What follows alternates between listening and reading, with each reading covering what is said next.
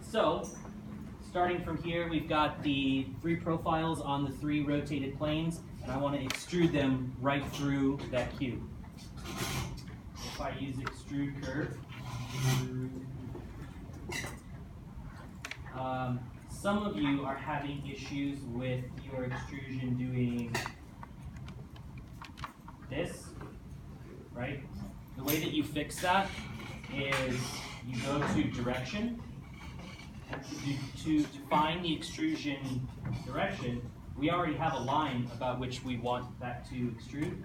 So I can just reference the first part of the line and the second part of the line, and then that fixes it. For each one of these, you can do exactly 200, about 200, just as long as where you extrude through gives you enough to trim away when you know that the other ones are going to intersect with it. It could be really close, it could be really far. 200 is safe. If you type in 200 and it goes the other way, type in negative 200. Whoops.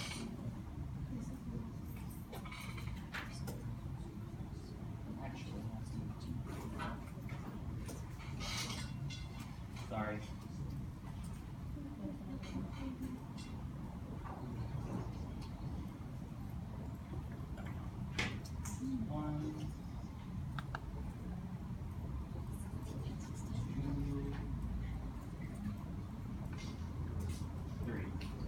Right?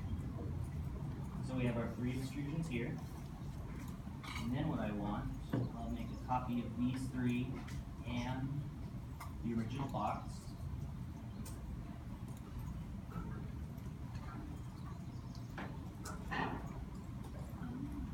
And then I'm going to use the Boolean intersection command to trim away basically those 6 pieces. I'm going to have to do it twice because each Boolean intersection operation will only take 2 sets of objects. So I'd have to do 1, 2 first, and then the result of 2 and 3 second, right? So Boolean intersection, first surface, right click, second surface, enter. That will give me the resultant of those 2 pieces. And then I do it again. I say Boolean intersection, this one, right click, this one, enter. And now there's my irregular polyhedron. Why you just like selected the extrusions and then you complete them? Yeah, because in terms of the deliverables, I need the previous step to make a drawing of.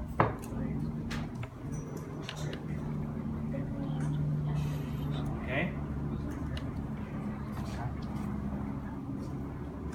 So then just as a reminder, up to this point, that's part A.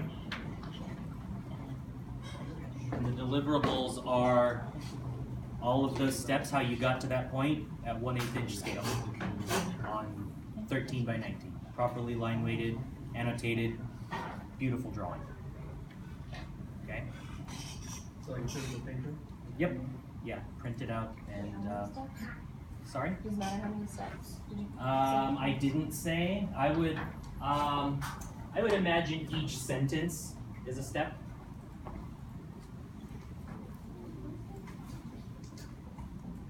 That's not given till the final project. Right. All of this is due.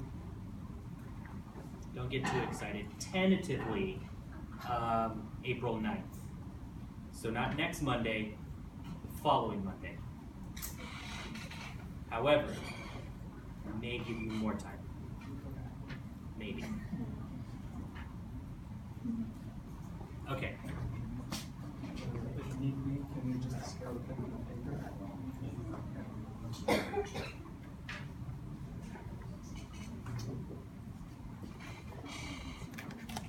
Yes. Have you done it? And okay. I just there's a few more steps to move. I haven't done the math off the top of my head. Maybe you should be able to fit about 6 diagrams per page. If that happens to be a different scale, I would much rather see more diagrams per page than more pages. but no, let's say no more than 8 diagrams per page. I could figure it out after class and let you know. And this will be printed, right? Yes, printed on 13 by 19 paper. Wait, is there like some kind of format you want the page to be in? Landscape grid style. It says put it in a grid. Let's do landscape. I can send it to grid. Thank you.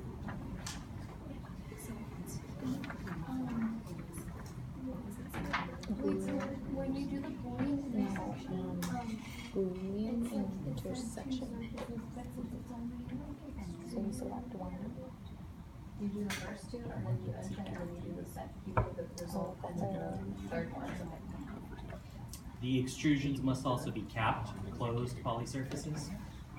If you extruded and did not have the solid sub option enabled, it will not be capped. Therefore, you have to use the cap command.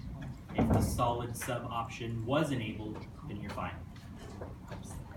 You can tell by looking at it. Rotate this way. Yeah, you're fine. All right, so that's part A. Okay. Now we're gonna start part B. This one's a doozy. Okay? Is this separate from this one? This is still assignment 1, so we're using this. It's just the next step after Oh, this, okay. but this is part B. Okay. Okay. So I'm gonna make a copy of this. Put it over here.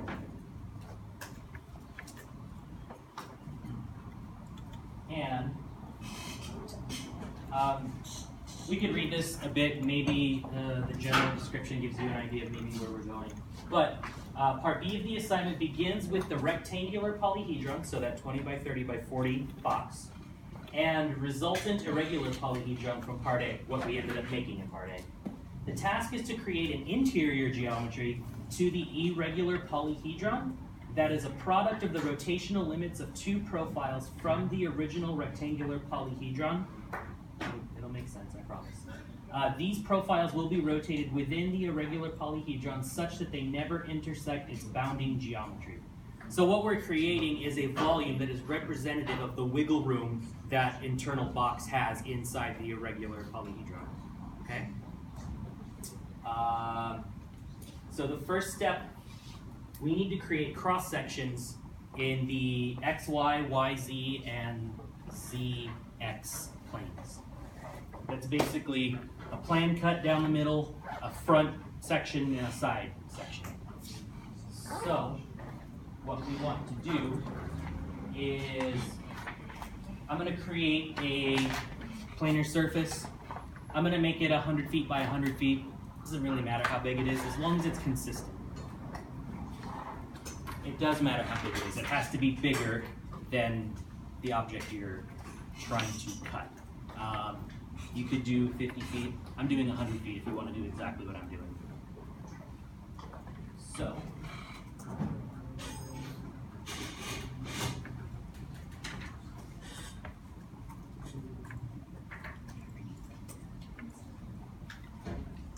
now what I'm going to do is I'm going to give myself a volumetric centroid here.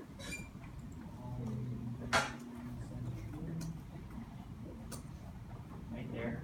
And I'm going to give myself an area centroid here. And I'm going to move this plane from its center to the box's center. Alright? So now, I know that that's cutting right through the middle of it. Okay? And then what I'm going to do is I'm going to rotate copy up this way to give myself the ZX plane. And I'm going to rotate copy up this way to give myself the YZ plane. What was the command to bring the centroids together? I just moved them. How big is the plane? So I will rotate this one about its own center. so that if I want the other two planes to basically be extrusions of those isocurves, I'm gonna flip it about its own center in either direction. Does that make sense? I'll do it and maybe you can visualize it better.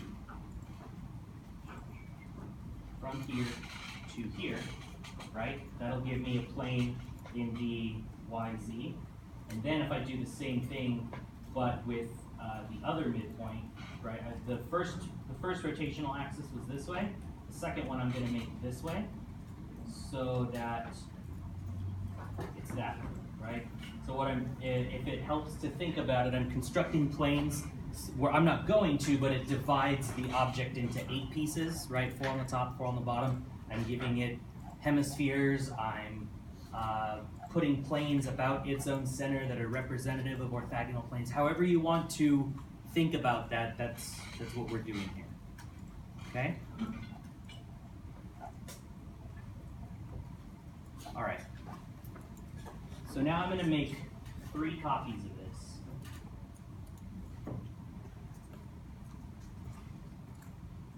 One, 2, 3. What I'm going to do is in each one, I'm just going to isolate one of the planes by deleting the other 2. So this one will just be that one. This one will be that one. This one will be that one. Okay? Same object 3 times, same orientation, different plane for each one. And then what I'm going to do is use those planes to, for this one, I'm going to cut the top off. For this one, I'm going to cut the front off. And for this one, I'm going to cut the right off. And I'm going to use the trim command to do that. So this, trim, both of these objects. There's that first one. This one, trims those 2. There's that. And then this one, trim those 2, right? So what do I have? What did I just do? Sections. Perfect. Sections. I have section cuts at each of those. So really, the plane that I've created was a clipping plane. I could have done clipping planes, but it would have been too much to manage. It's easier to just make copies and trim them. Okay? So I'm going to make 2D of all 3 of these so that I have drawings. And for this next part, I'm just going to work with curves, right? So this is still part of this previous step here, having cross sections. I'm just going to treat them as make 2D plane or a curve geometry. So for this first one, I'll have to go to top view, right? Because that's what would give us, you know, the top view. I'll make 2D.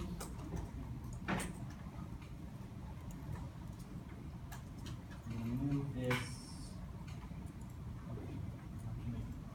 Right. So there's the drawing version of that model that I cut.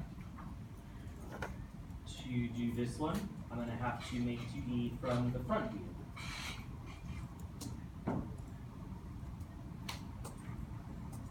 And then go back into the top view to get the geometry, and then move it where I want to move it. And then for this one, I'll have to make 2D from the right view.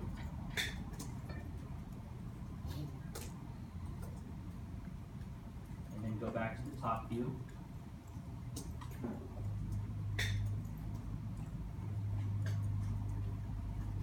Move it back over here. So that what I have are just flat drawings made of lines and polylines that are representative of the section, 3 sections that I've cut. Okay? You should be familiar with Make 2D. But you always do it from the view you want the drawing to be made. You can't do a make 2D from perspective and expect to see a plan drawing. You want to see a plan drawing, you do it from the top, or whatever orientation your geometry is. And after you enter the command, it will go to the origin in the top view. Okay? That will always happen with make 2D. Okay. So now what I'm going to do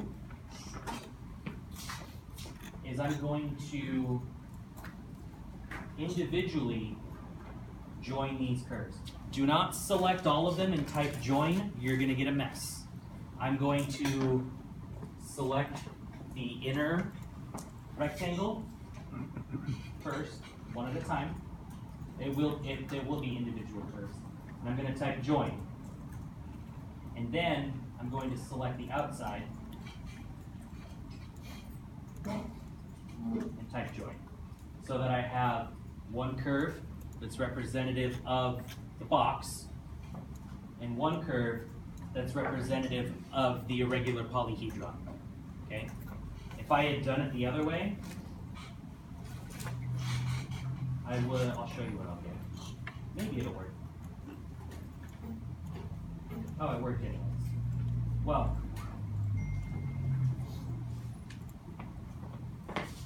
I probably was going to get that piece and that piece. Sometimes it will, sometimes it won't. Avoidance issues, clean modeling, right? Okay, so I'm going to do that for the next section.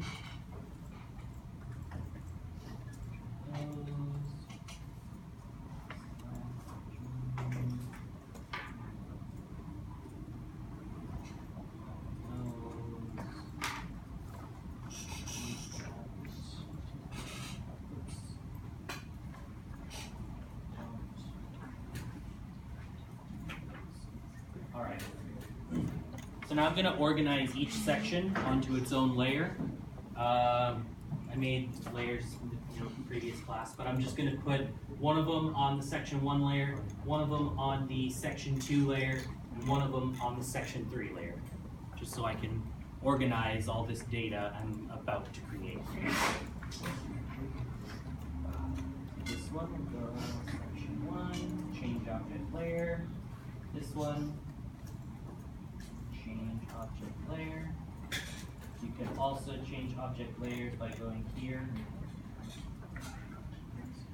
Right? Okay?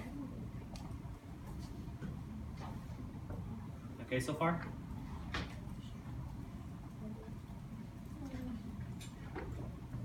How did you do the cut thing? When I oriented those planes, I used the trim command. Shrink.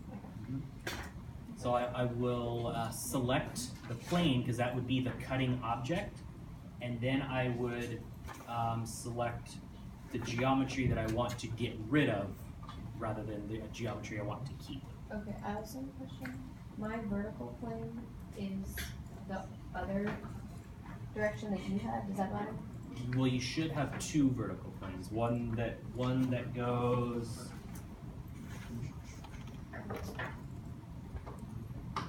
Yeah, so mine's just tilted on a different, oh, wait, So there's a total of 3. okay. Right? So if you have this one, like say the ground one, the ground cut plane one, if you have that, the XY, Yes. and you have one of the other ones, you can just rotate Okay, that so you're gonna vertical have one every about the direction center. of Yeah, it. we want Okay. 3 planes. Okay. So, the inner curves before you join them should always be like linear, no matter what angle we chose. Yes, the intersection should be, it should be exactly a 20-foot by 40-foot rectangle. If you don't have that, something's really wrong.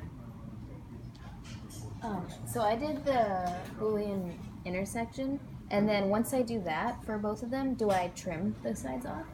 Or is it supposed to automatically No, the Boolean make- intersection should trim it. Those extrusions should be closed. Or capped or Okay, something, not And- open. alright. So there should be 3 cuts or 4 cuts? 3 cuts. So there's the horizontal plane, Mm-hmm. the 2 top ones. So that would be 3. Oh, they're separate. Mm-hmm. So each one is only 1 cut. Right. That one's, oh, that means just combine all 3. Okay, I understand. Yeah, that's just a reference. I'm gonna need it going Okay. back. How do you, like, when you make 2D, how do you, like, how does it, like, how do you make it all on the top view, like, appear on the top? It just does. It just does it? Yeah. Okay, just double check that. Make 2D will always put whatever you made to be in top view. Yeah, No. If you are in top view, that just means that you're probably making 2D of the top view of an object, or a site plan, or a plan cut, or just whatever the object happens to look like from that camera view. Yeah, so just the beginning part of this, quick question. When you extrude these and they're solid and they're not capping, what's the problem? You don't need to cap them if they are solid. But it's not working though. So it's not enclosed. It's not enclosed, so it's not. But how do you do this? It's not close.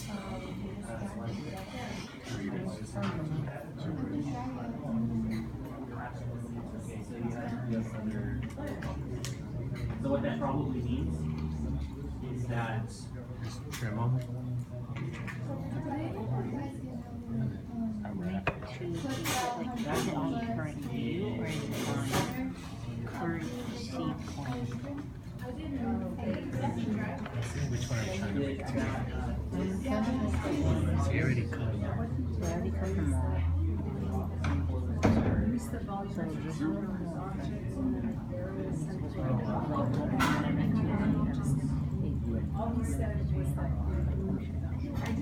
I'm gonna make it.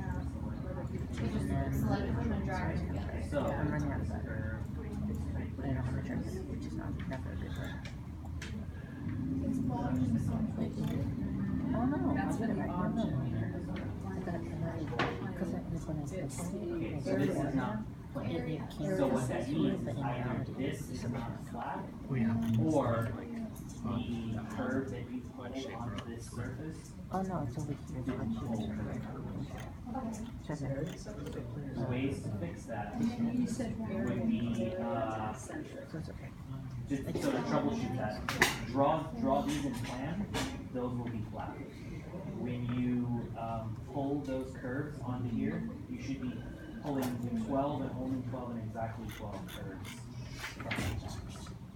And then you'll just isolate them out. That would be Thank you, sir. Also for mine, do I just have not nearly enough lines for my my extrusion? Is that what's happening? Because they're not. Zoom in right over there. Then you don't read it. It looks like what you extruded either was not joined or was not exactly the outline. Okay. That's what it looks like. You don't want to extrude every curve. You only want to extrude the outline of what gets pulled. Okay, so like from here. So from here to this step, well, does this look right so far? So you have too many lines there, but yes. So you only want that line, that line, that line, that line, that line, that line. So to Join those, in delete and the out. rest, and Okay. then that's what. And then extrude that. So delete all the ones that are inside and just keep the outline of it? Okay.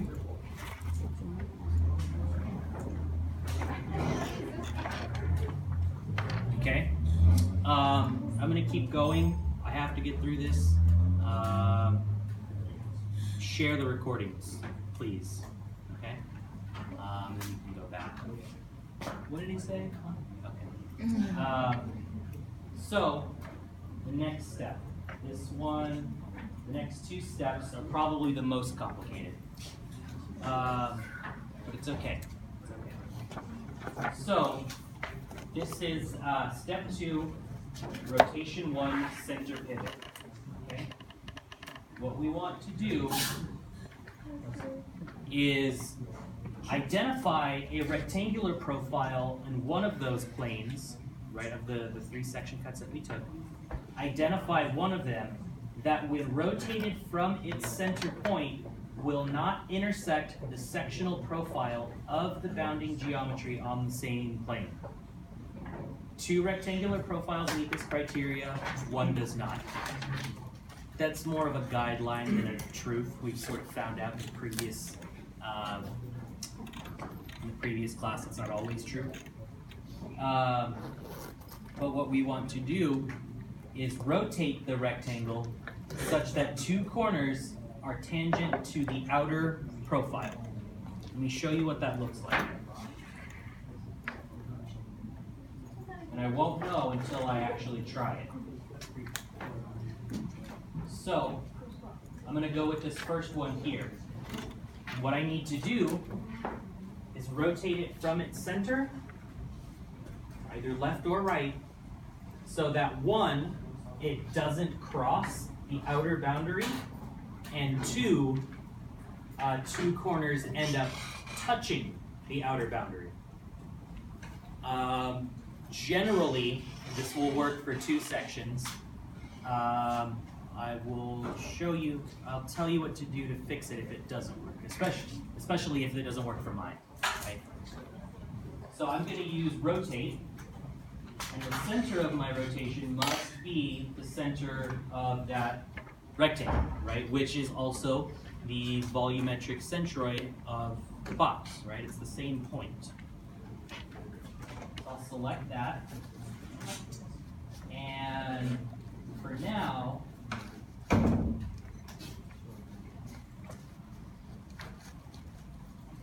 I'm going to just move it left and right to see if I can get any of those conditions to be true, right? So if I start rotating left,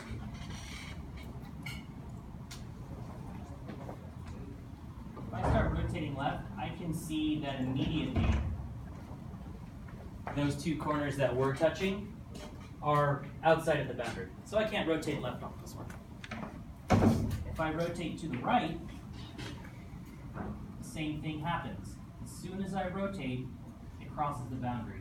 I can get those other 2 corners to be tangent. I can get the second condition, but I can't get that first condition, right? So in terms of identifying the section that can do this, this one cannot. So I'm going to go to the next one.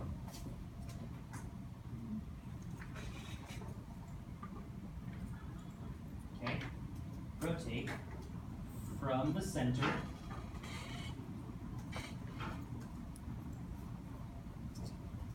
and again, when I rotate to the left, it crosses outside of that boundary, right?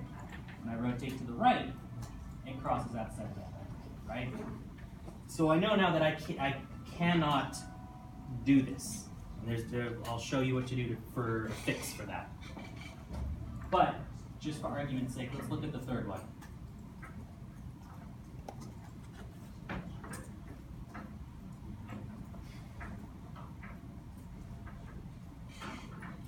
If I start rotating to the left, that works. Right? I can get that corner. I can get these 2 corners to be tangent to the outside without ever having crossed outside of the original boundary. So, in this section, that's a valid rotation. Okay?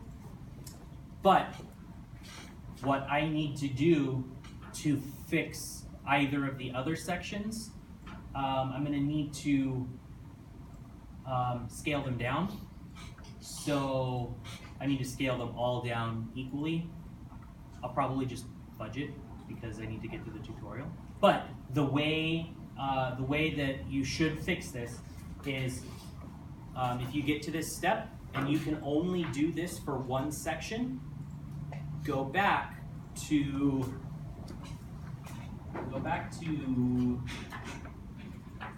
this step here before you cut all the sections and scale down that original box by 5%.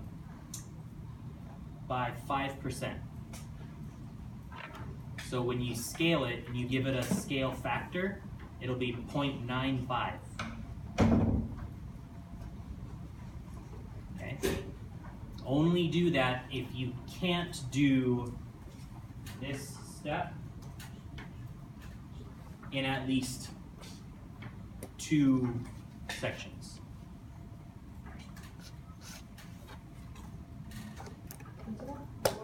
Scale it down by 0.95.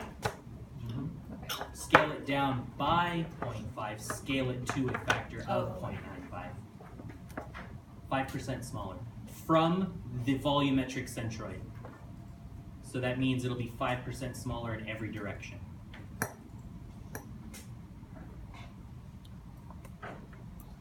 Okay?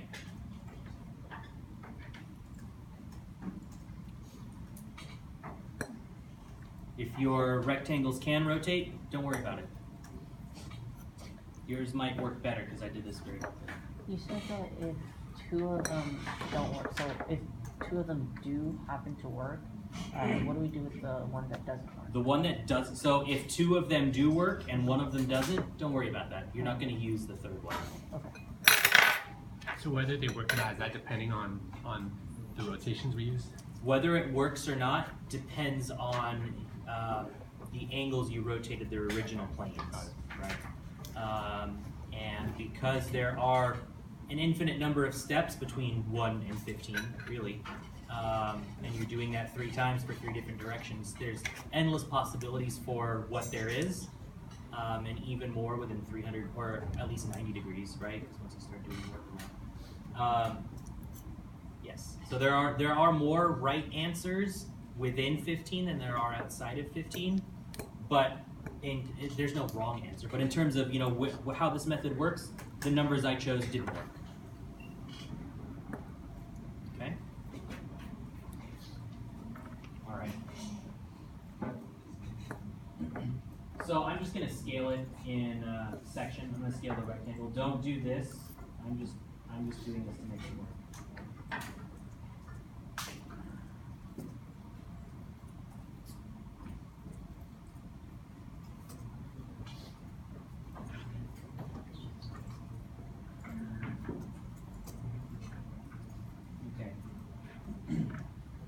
So I'm going to pick, again, now I know that it should work. So if I rotate it, first I want to see which way I can rotate it and how far. I think I'm going to rotate it to the right. So what I'll do is since I want that point to be tangent, I'm going to make the center of the rotation here. I'm going to make the reference angle the corner of the rectangle. That'll give me a circle around, and I'm just going to keep going until that corner snaps to the outside. And that will do that if you have intersection enabled on your OSNAP. So there's my center. This is my reference angle here. And see that arc kind of describes where it will rotate. If I move my cursor over there, now it snaps right to that outside. And when I click, I now have that rotated profile. I do want copy enabled because I want to keep track of where the rectangle started and where I ended up rotating it to. Okay? I have a question. When you scale it down, do you scale down just the rectangle or the outline as well? Just the rectangle. Okay. Let me rephrase that. Just the box. Okay. Okay. I'm going to do that for one other section. Actually, what I'll do is I'll put this on a different sublayer. So now, under the section 1 layer, I have the section cut, and then a sublayer within that, I have my rotated rectangle. Just another way to keep organized. So let's do for, let's say this one.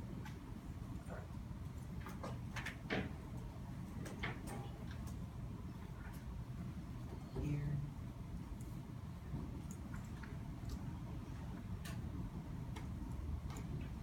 Rotate this way. So my center of rotation will be here. My reference angle will be here. I'm going to rotate that until it snaps. Right there. And then I'll put that on its own sublayer. Okay. So I've done it for 2 sections. You must also do it for 2 sections. Not free. Not 3. You could do 3 if it works. You only need to do 2. Doing 3 is going to give you a hell of a really complex geometric diagram, which could be interesting. You might end up with a really interesting, probably very different shape in the end than most people will. That could be interesting. But you won't know until you go through and try it and see if it'll actually work. If you do scale it down, you should be able to do it in all 3 sections. Yeah.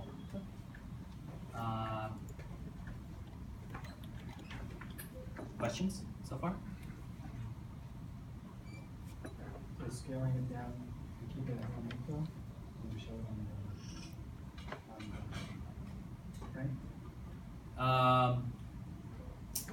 Let's clarify that.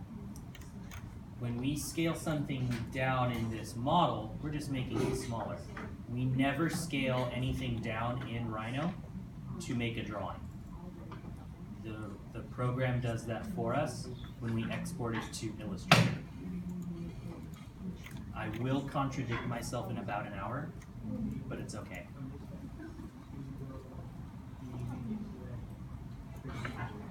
Okay.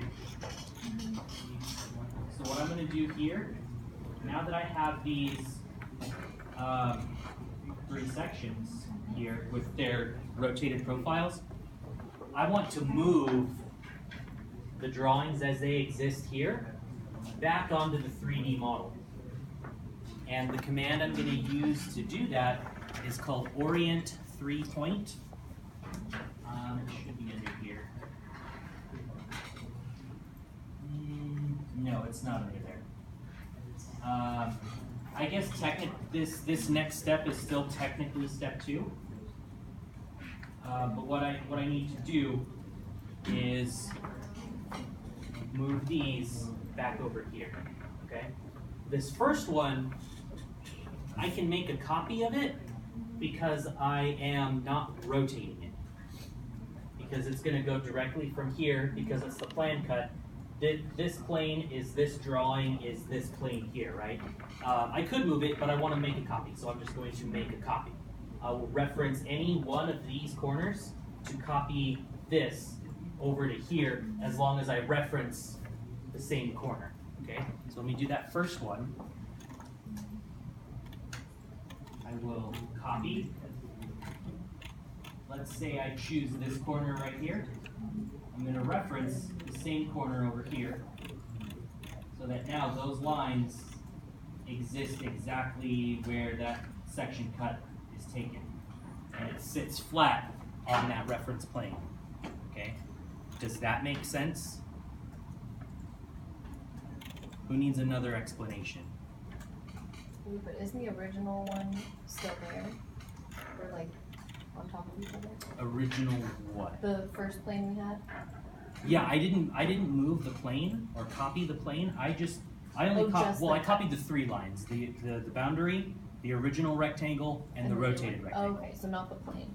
Right. Or the I only cut use that cut plane line as a reference. Okay. You could copy that over, but you're not going to do anything with it. So. Oh, you just select the corner just so it lines up properly. Right, because it asked me the point I wanted to copy from Okay. and the point I wanted to copy to. Okay. As long as my OSNAP is enabled, that'll work. Okay? So now, for these other 2 sections, there's a long way of doing it and a short way of doing it. I could, for this one, is the drawing of this plane, which is referenced over here. I could make a copy, rotate it up, move it over, or I could do that all with one command, which is orient 3-point. So, I'm going to first select these two curves, and I'll type in the command orient 3 point. Okay? That's how you type it in. My shortcut is 03 if you want to copy that. I'm going to hit enter. What it's going to do is it's going to ask me for 3 reference points and 3 target points. And as long as those are exactly the same, relatively, the lines will go exactly where I want them to be. So if I say, it's going to ask for 3 reference points, right? So let's say top left, bottom right, okay? Now, any 3 points that I click anywhere, it'll copy, it will copy those lines to wherever I click. However, I do have a reference plane where I want it to go. Over here, right? So I have to click the same order for it to work. Top left, bottom right. I hit enter, and now those green curves are right there on the plane where they should be. I have to do it one more time, so yes. And then this one will be slightly different. I'm going to use the same command, but these curves right here, this one has 2 rotations. And if I were to do it the long way, I have to rotate it twice. I'd have to rotate it up, and then I'd have to rotate it this way to get it to match what's going on here. Or I can just use orient 3 point, get it all done in once, right? So again, I'm going to reference the same 3 points. I tend to do that. I've been referencing the same 3 points for years. If you keep it consistent, you'll never forget. It's just one of those little pro tips. So again, orient 3 point, and my reference points will be top left, bottom right. And now my target points, I know that it needs to be on this plane right here, facing this way. So in terms of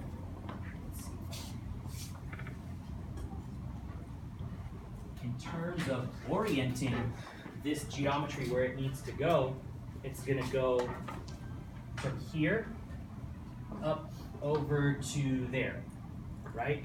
So those 1, 2, 3 will then go 1, 2, 3. Do you see that? So 1, 2, 3, and then enter. Now all of those lines that were flat on the ground, representative of an actual section cut, are back on their original geometry.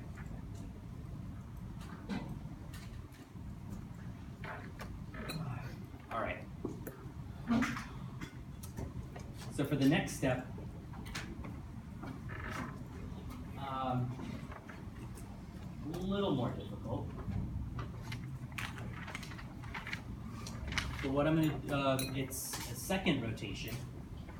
We're calling it the corner pivot.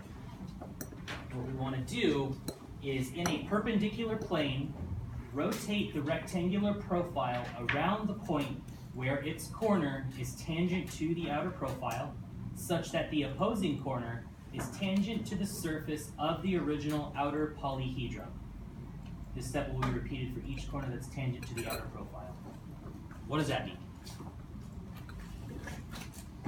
It's okay. I don't think I could visualize it. But I will make a copy of this over here. Get rid of those. I can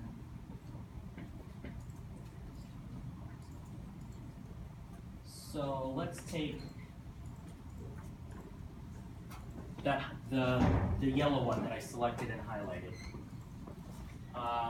every rectangle that you were able to rotate and get to touch tangentially to the outside, so there should be just 2, right?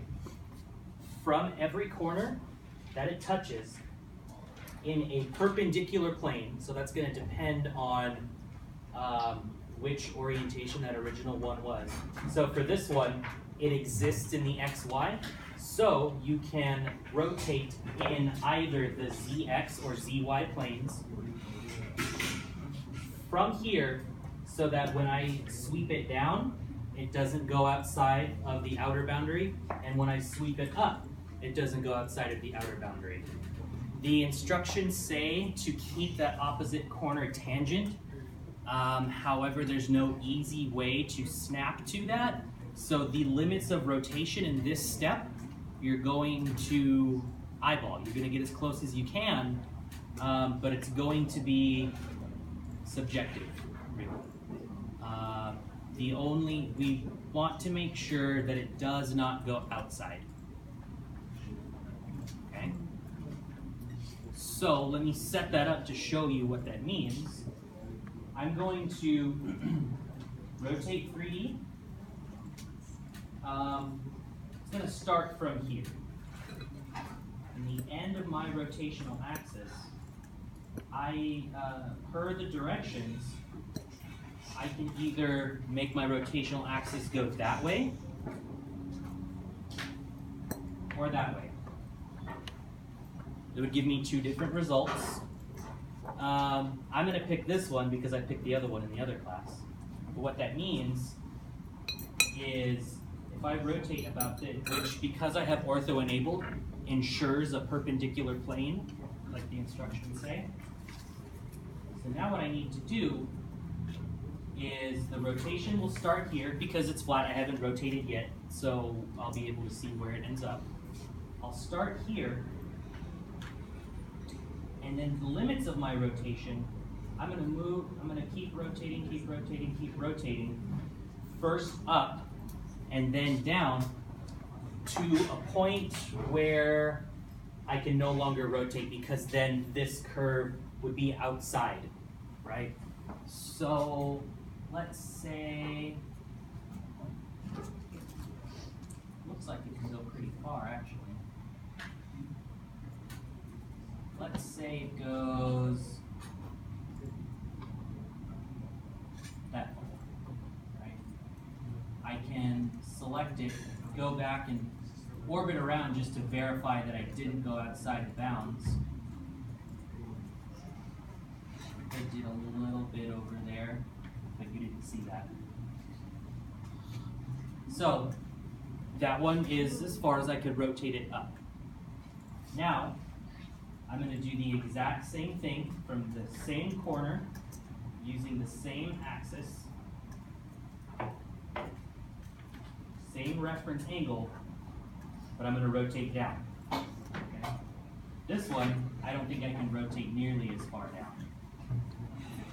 I don't think I can rotate that at all. It's the same one. Is this the same rectangle or a different rectangle? I'm starting from the same section. I'm just rotating down, right? So I'm doing a rotate and copy. Okay. So I'll take the original one, go up as far as I can, and then make a copy there. Go down as far as I can, make a copy there. I'm fudging this one a little bit just so we get something out of it. But I technically could not have rotated this down at all in terms of the angles, but we'll see what that gets us. So now, same rectangle, same plane, I'm going to do the exact same thing, but to the other tangent corner, right? All of these are touching in this corner because that was one of the tangent ones, and I rotated it up. Now, I'm going to have to do the same thing for the other tangent. And I'm also going to remain consistent. So I will take this corner here. It's going to rotate about the same axis that I chose for the other corner.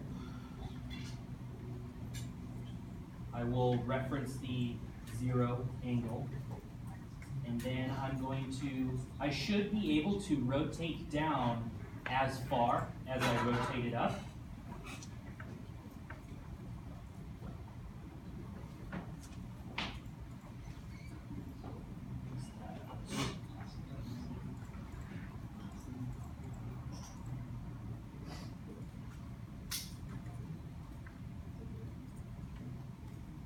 Because I'm eyeballing it,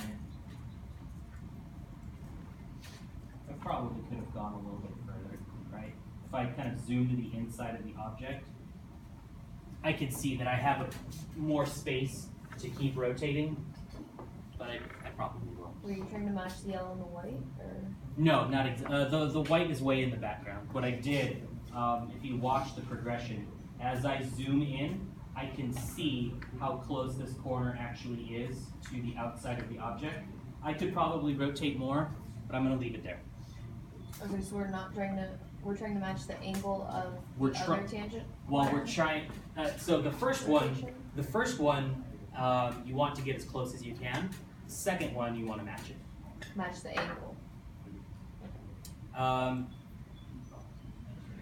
In general, you don't have to, it doesn't have to be perfect. It just has to be vaguely parallel.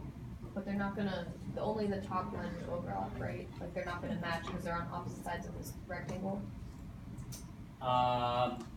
Sort of. That's kind of getting into the next step. But if I highlight both of those, you know, we're in a perspective viewport, so you can't really see it, but they're roughly parallel to each other, right? That was the up rotation of one corner and the down rotation of the opposite corner. Okay. Okay.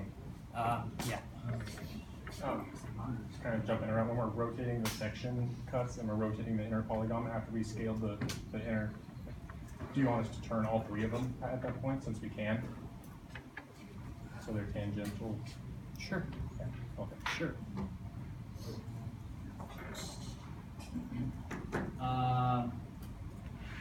So I rotated this corner, nope, this corner down. So now I have to rotate this corner up.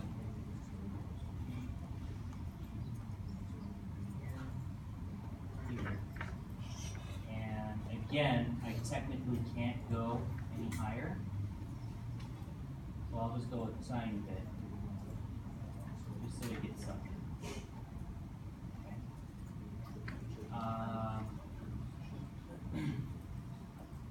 So I did that for those two corners, and now I have to loft and cap the parallel profiles to create a solid polyhedron. There's one more step in there. It should be loft, cap, and Boolean union.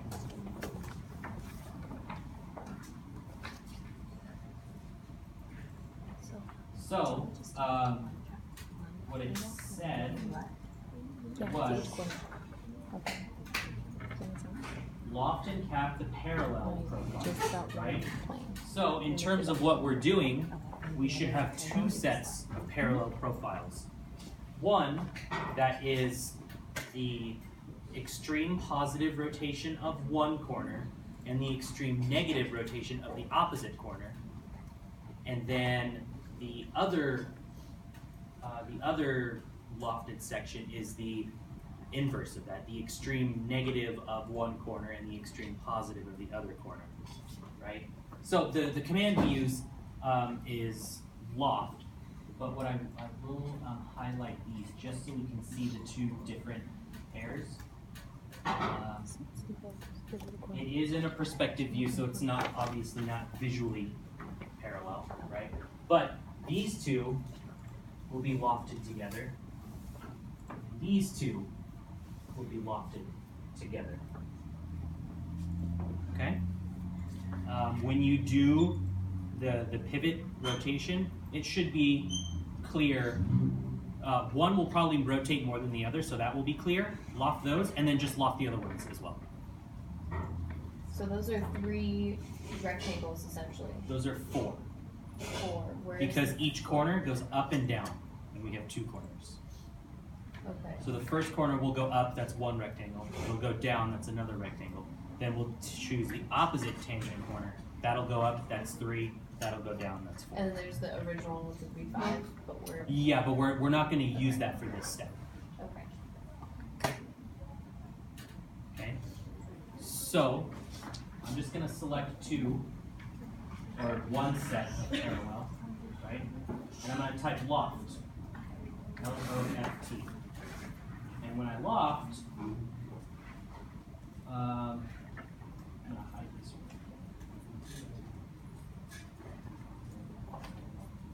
I just hid the outer shape. When I type loft, I get these little points and arrows. The points should be exactly the same relative to each other, and the arrows associated with those points should be pointing in the same direction relative to each other. These 2 points can exist anywhere around that profile. Corners are much easier, but they should be exactly the same. Okay? So those are the 2 new parallel rectangles. Yes, that's 1 set of them. Okay. So we're locking from one rectangle to the other. Did you assign the corner points? Sorry? Did you assign the points to get on the corner? I didn't. It defaulted there. It probably will for you as well. But when I hit enter, I get a preview of what that shape looks like when I loft those 2 together. And what we want are straight sections. We do not want normal. We do not want loose. We don't want anything but straight sections. Okay? And then when I say okay, now I have an uncapped extrusion, but the instructions say to cap it. So I will type cap, and now it's a capped extrusion. Okay? And now I'm going to do the same thing for the other set of parallel edges, which are these 2 right here, right? And again, I will type loft. I'm going to verify that these control points are in the same relative location and pointing in the same relative direction. I'll hit enter to get a preview. I'll hit enter again to accept it. I will select it, type cap, and now I have 2 closed extrusions that are representative of the wiggle room in that plane. And then so for this section, the last step is to Boolean union them together. So I will select one, I'll select the other, use Boolean union, I use BU as a shortcut. And what that gave me,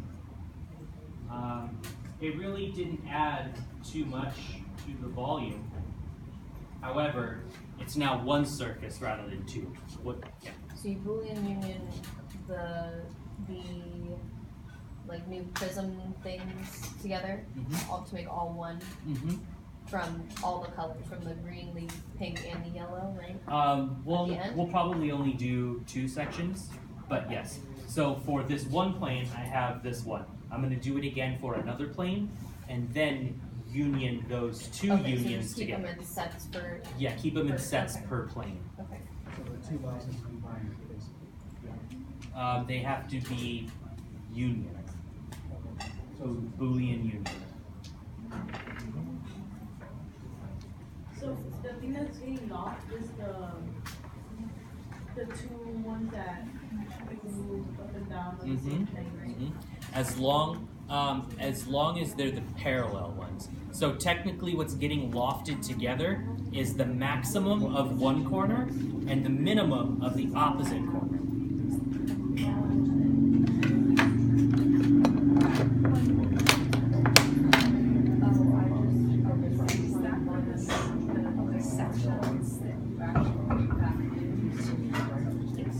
And And that's why I wanted to reorient those rotated sections back onto the object so that I could make sure that when I started sweeping it, it wasn't going to go outside that original polyhedron, right? What I could do is put this on.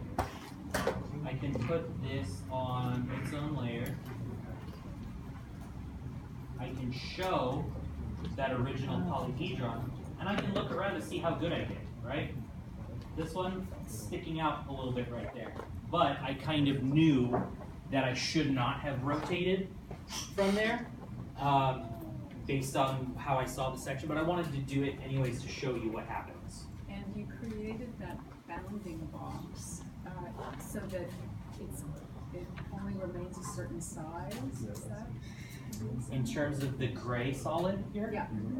We, not so much. It doesn't really have to, it doesn't have to do with physical size limitations.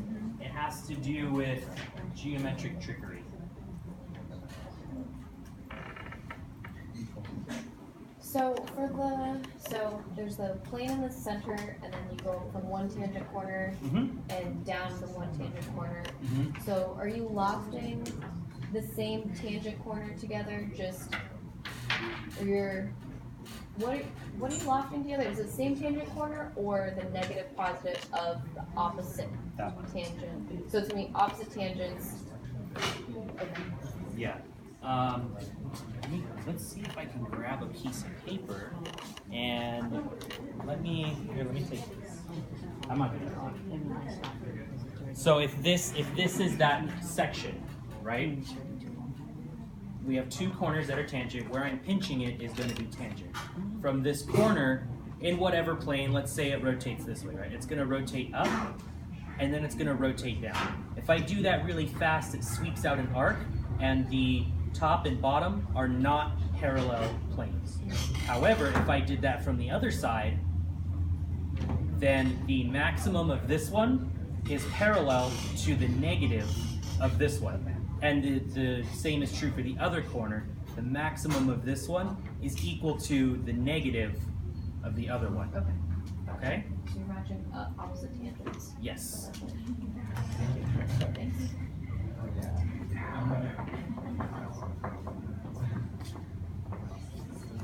Okay? I'm going to do that again for one more section because I made another rotation, right? We made 3 rotations, do it 3 times. Okay? So I'm going to hide this. I'm going to, for now, turn that layer off. Actually, move that on.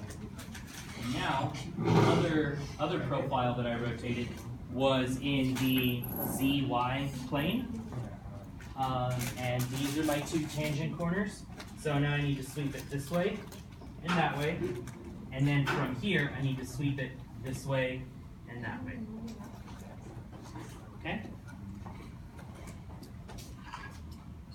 So I will rotate 3D. Actually, I could use rotate. Does anybody know why I could use rotate rather than rotate 3D? Someone else. Because you're rotating basically on the line. And it's going to be going like this. You're almost right. Almost? It's because I have the option from this corner to rotate in a perpendicular plane, right? That gives me 2 planes that I could rotate in. Rotating in one plane means that I am rotating about that 3rd axis that's coming towards me, right? If I'm sort of parallel with that plane. So, for example, in a parallel plane to this point, or I should say perpendicular. A perpendicular plane to the plane that this section exists on, which is the ZY, that means that the ZX and the XY are perpendicular planes to this. If I chose to rotate in the XY plane, that means I would be rotating about the Z axis. And the rotate command defaults to rotating about the Z axis in the XY plane. If I wanted to rotate in any other plane, I would have to use rotate 3D.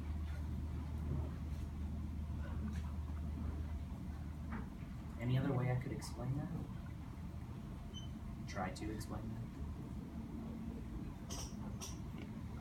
that. Okay. So I'm gonna pick the easy one, right?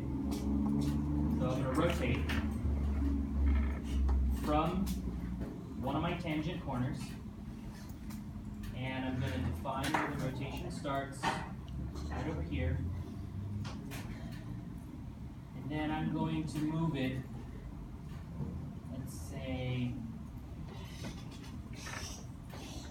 rotate it this way, probably not very far. Rotate it a little bit further than the previous one. And see this one right here? Goes a bit outside.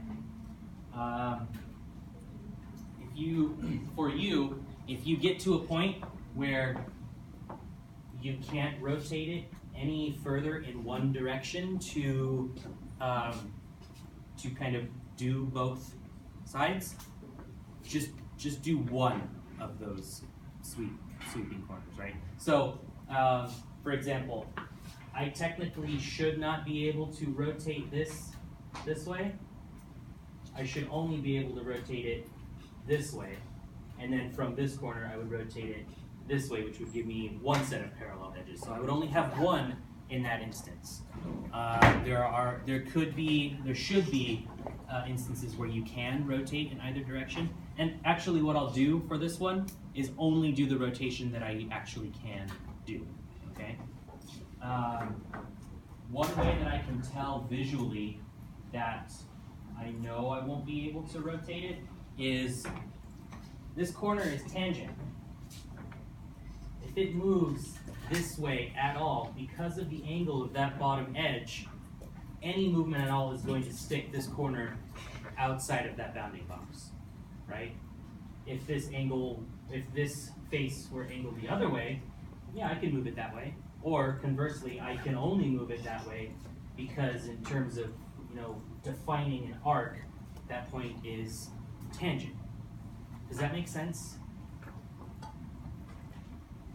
I had a new question. What happened to the Boolean structure that you created with Oh, the I first? put it on another layer and I just hit it. I just turned that layer off for now Okay, because so I'm not using it right We're now. only doing that to one, or we're doing that to all three?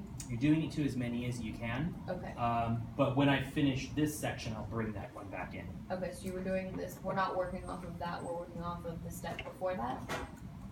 Where all of the layers were just Sort of, lines? yeah. So everything that I did to get this shape right here, everything I did to get that was based on one section, right? Yes. It's on its own layer and I just turned it off so that I can work on another section. We're just- Because this okay, one is sorry. based in the XY plane. Okay, and I thought we were then doing a one- different, okay, never mind, I don't know why I was confused. It's Never mind. in the most complex scenario you'll have to do it 3 times. Okay, but you wanted us to only do it twice, or? Start with 2. Two, okay. Okay. So again, I'm only going to rotate this one based on geometrically I know I can rotate.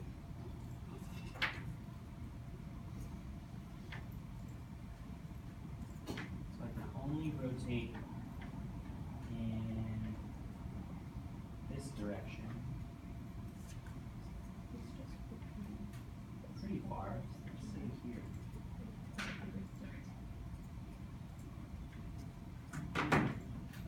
Not too much. I'm going to go back.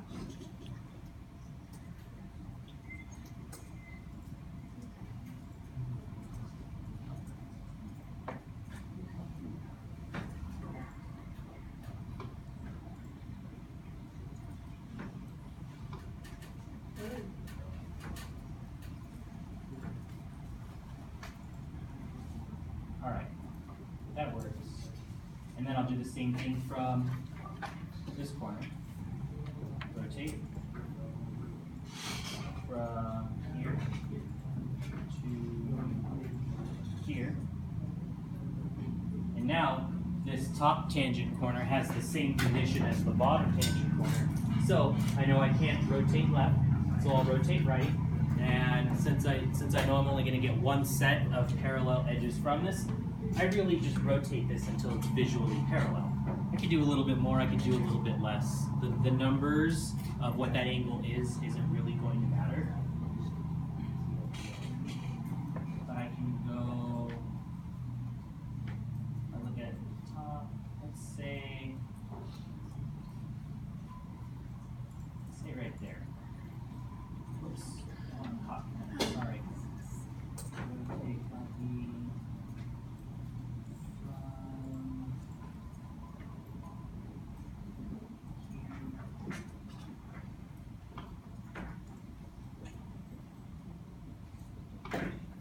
Stay about it. So now if I look at it, it's all on the inside. Okay. So after doing that, what I have is two parallel planes for that rotation. And I'm only going to do this one for this section, because the other one I couldn't rotate the other direction, so I wouldn't have another set of parallel planes, right? We move from different sections, are we still turning on the same axis that we did the first time? Say that again? When we move to different sections and do a sweep, is it the same axis as we did the first time, or do we switch it? It definitely shouldn't be the same axis. It will be a perpendicular plane. So for every section you do, you have two choices. Up or down? No, for every original section has two perpendicular planes, and you can choose which way to rotate those. For example, this original corner here, I was rotating in the XY about the Z. It is in the ZY, so I could have also rotated in the ZX, but that probably would have given me a really thin profile. Okay. I understand. So basically, you're not going to rotate in the same plane that it originates, because then that's just spinning the rectangle, right? Yes. Yes, okay. Okay. So again, for this, I'm going to take these two. I'm going to loft, verify that those points are where I want them to be and pointing the direction I want them to be pointing. Press enter, then cap it. And then what I'm going to do is I'll bring back an irregular polyhedron. And now I will select the one or ones that I got from this particular section. And I will select the other grouping of interior polyhedrons. And again, use Boolean union. And it changed color, but it's okay. Now, based on all these sections that I have traced out, this volume is representative of how much wiggle room the original box has if I shook it around, right? It's not a direct translation, it's a volumetric translation, which is harder to see. What is the red thing? The red is the original 20 by 30 by 40 box. Okay. And then the gray is what we've been working in with the rotations, and then the purple is the new creation? Yes, I think that's what you're saying. I described it strangely, but I think that's what you're saying. The gray is part A, the blue is part This part, right? B. Yeah, part B. Okay. Yeah. What, so the red is The Red red we the have? red was step 1, part A. Okay, from a little while ago. Very first thing we did.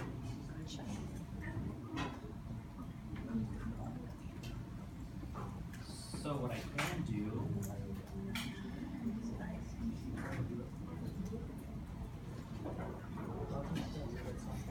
is, so this is that interior shape, right?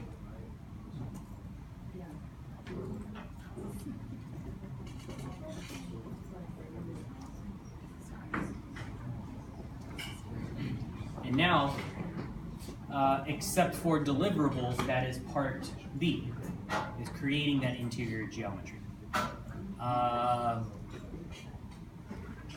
The deliverables for this are step 7 and step 8. Or step 7 and then deliverables. These two should be combined. Okay? But for step 7, you're going to produce a series of isometric diagrams that describe each rotation that you did, right? So, let's say, for example, look at the screen really quick. Is there a board behind there? No. Shit. Okay. Now.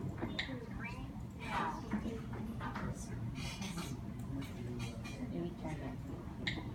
Okay. If I have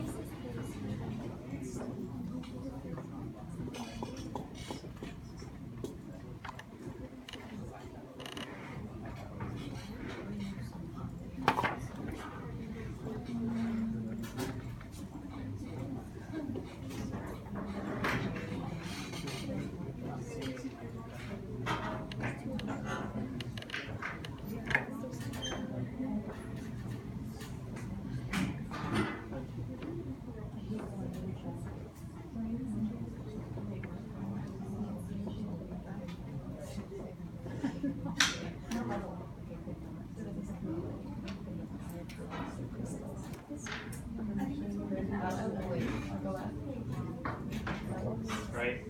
So, if I'm doing this in every flat plane, rotating that rectangle by some amount so that these points are now tangent, that needs to be described, but can be described in isometric. You remember what isometric is?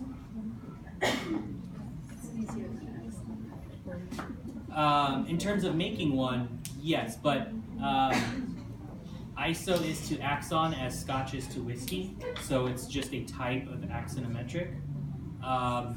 So in an isometric, what we have are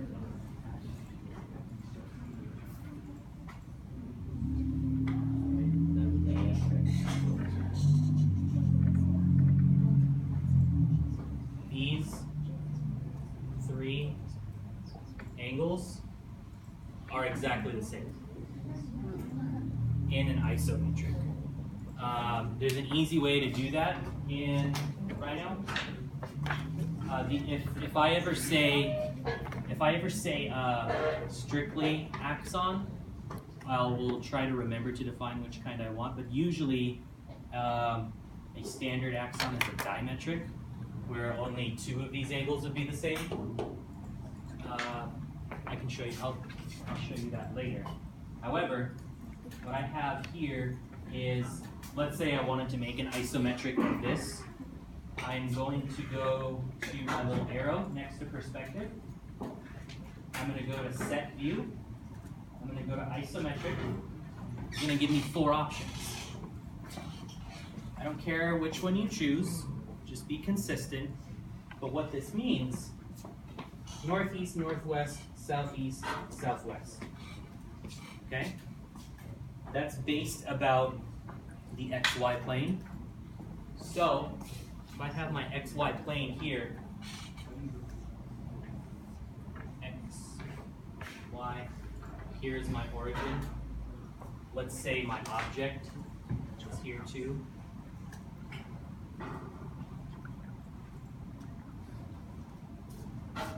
What I have then is defining the isometric camera as looking this way, this way, this way, or this way.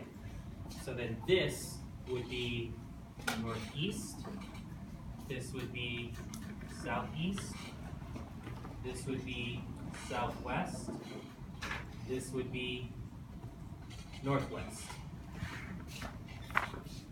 Okay? What do you mean by be consistent? Sorry? What do you mean by be consistent? Don't choose all four, choose one. But aren't you trying to show the different sides of it? For the isometric drawings, no. You're just trying to show one. Let me show you how to do this, and then I'll tell you what each drawing means.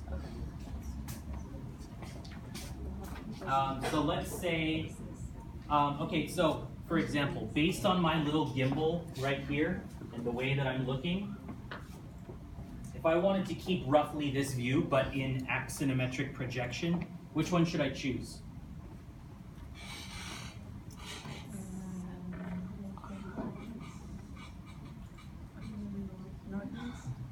Not northeast. Southeast. Yes, southeast. Okay. Why is that?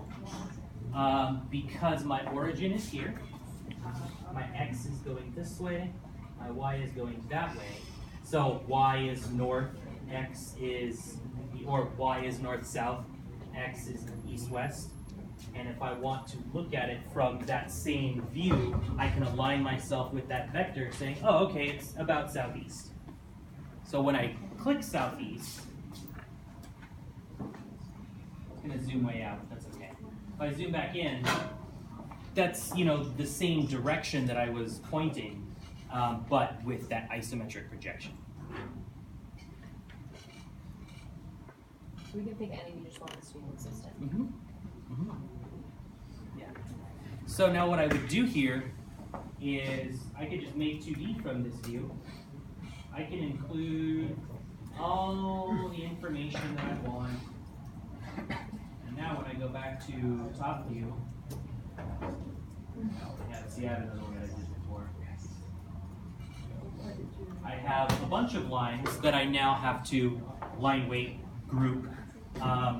Every original section that I started with is there because that exists as a hidden line. Every rotation I made is there because that exists as a hidden line. The only things I would add to this drawing might be annotations, things like this, you know, center of rotation, putting in an arc that describes an arc. But in terms of the isometric diagrams, we want one diagram for all of the rotations you did in one plane, another diagram for all the rotations you did in the second plane, a third one if you did a third one, but then a third or fourth diagram showing how those sweeps came together as a solid. Would you have to show the final solid that was made? Like, you know, the one that you like union together? Eventually? Yes. So that would be the in isometric, the last diagram you show, but in terms of deliverables, you're going to show that again 3 more times. I apologize, these should be combined into one set of deliverables. So for what I just described, those isometric diagrams, that's the description of what's going on in step 7. The additional things you need for deliverables are if I change this back to, I'll change this back to perspective.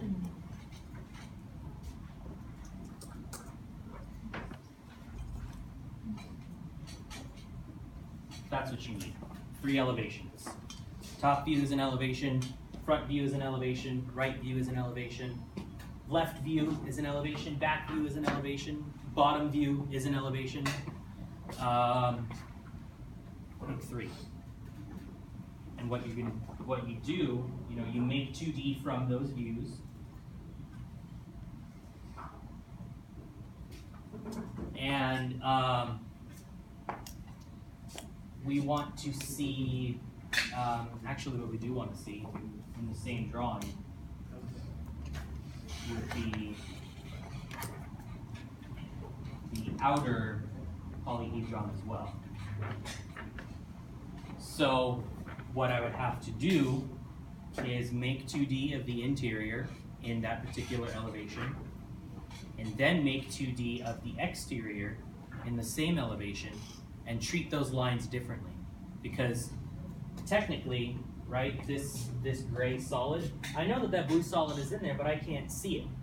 If I want to make a drawing of that, then all the geometry that's expressive of the outside should be drawn with dashed lines, right? So I would end up with some,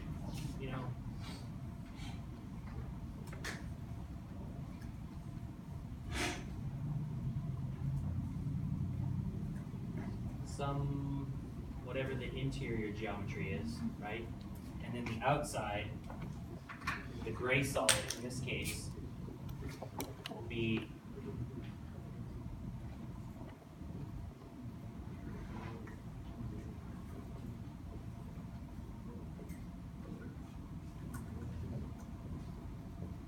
however it exists, right?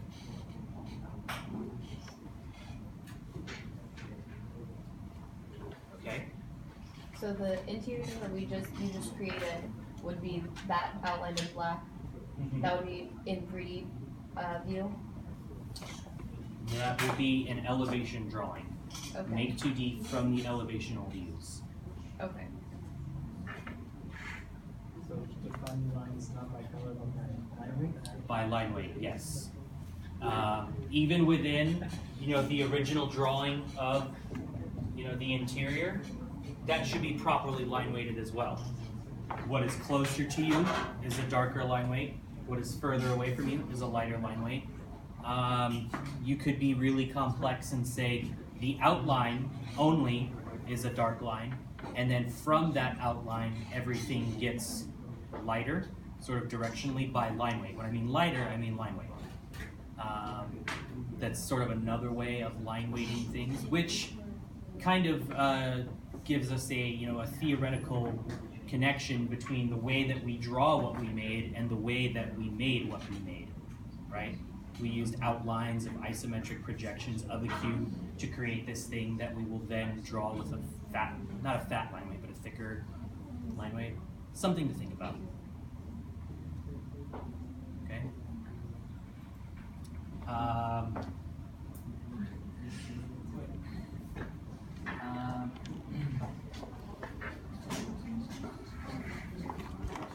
So in terms of format, it's the same as part A at 1/8 inch scale on 13 by 19, represented sequentially, same sets of line weights, right? So if everything is at the same scale, if you line weight one drawing, you should be able to line weight every drawing because you can just group them by layer.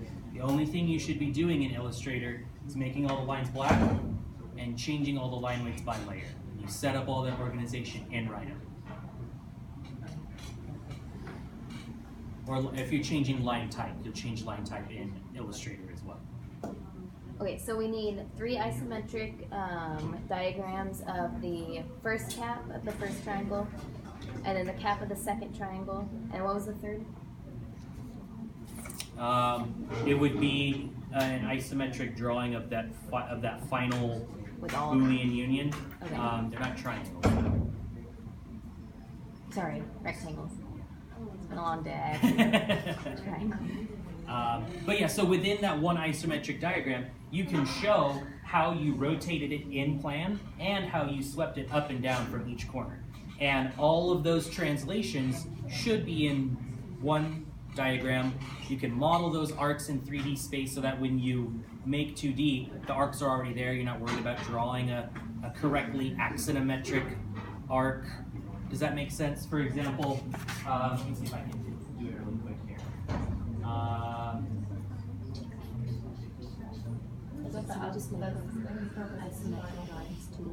Say, Yes.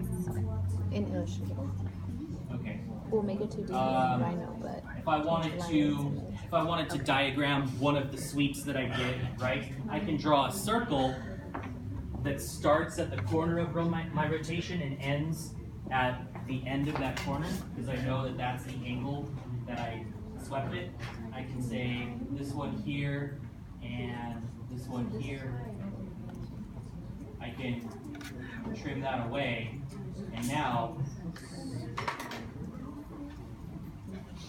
this arc right here, it's subtle, but when I make 2D, that arc will be included in my make 2D diagram, and then I can treat that differently with line weights, dash line, whatever. But I recommend you place in arcs everywhere you did a rotation so that you can kind of describe all those rotational maneuvers.